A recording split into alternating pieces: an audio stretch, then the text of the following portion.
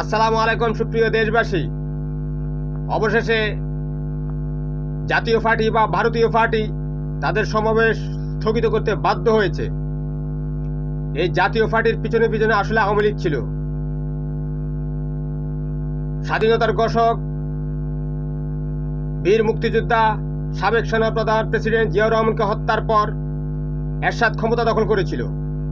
ক্ষমতা দখল করে সে মূলত ভারতের প্রেসক্রিপশনে আওয়ামী লীগকে প্রতিষ্ঠিত করার প্রয়াস চালিয়েছে। এরশাদ ছিল প্রেসিডেন্ট, শেখ হাসিনা ছিল বিরোধী দলীয় নেত্রী। 1986 সালে শেখ হাসিনা চট্টগ্রামের লালদিঘি ময়দানে বলেছিল এরশাদের আন্ডারে যে নির্বাচনে যাবে সে জাতীয় বেঈমান। অথচ 80 সিটের বিনিময়ে 10 কোটি টাকার লোভে সে তার কথা পরিবর্তন করে নির্বাচনে যায়, যেটা ওবায়দুল কাদের 111 সময় জানিয়েছিল।